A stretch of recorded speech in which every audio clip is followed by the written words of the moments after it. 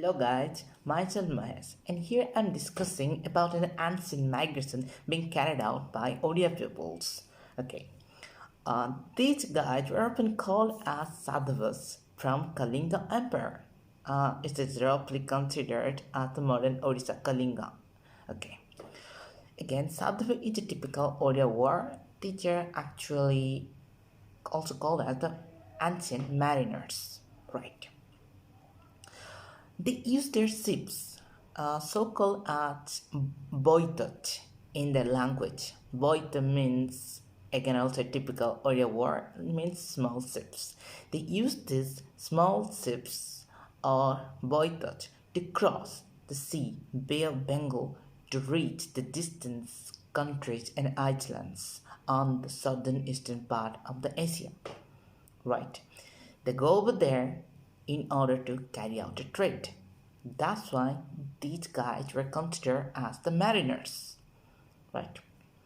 But before starting this voyage, they all been waiting for a particular day. Okay. Kartik Purnima, a day usually fall in between October and November month.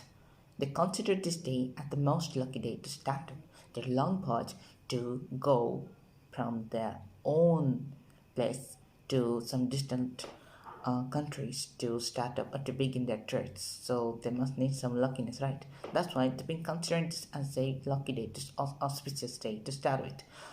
Basically, the coconuts, earthenwares, sandalwood, clutches, gloves, some silk saris, Indian spices, limes, many more typical Indian things. Okay, they use these things as the chief source for the trade, right? Along with this, they also sell some pearls, some precious and some semi-precious stones over there. You can get it, right? Okay, these guys were not only good trader to deal with, right? They were also pretty much solid, okay, in instrumenting and spreading Hinduism and Buddhism in most of the south and east part of the Asian continent, right?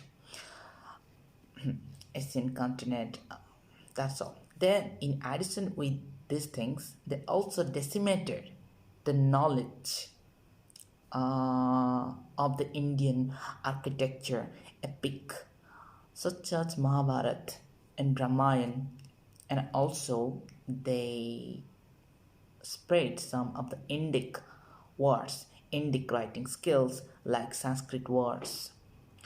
And so as per this, we can also find some of this influence of the Sanskrits in the Indo-Chinese language. They're just simply influencing this, whether they follow it or not, we don't care. Okay.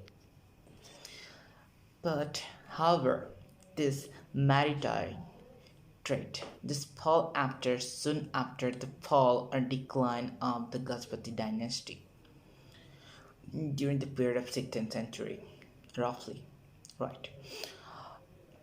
This trading scenario is at its peak during the period of 13th and 14th century, and this trading just lasted for more than 4 to 5 centuries until these foreign invaders attacked Odisha and just ruled over all across India, right? This was actually at its peak during the ruling period of Kapilendra Dev and Purushottam Dev, who, however, this maritime trade being seized and declined during the period of 16th century soon after the Gajpati dynasty falls down. This trading scenario is at its peak during the period of 13th century and 14th century when mostly the eastern part of the India is being ruled by this Gajpati dynasty especially during the period of Kapilendra Dev and Purushottam Dev. And this trading falls down and nearly being seized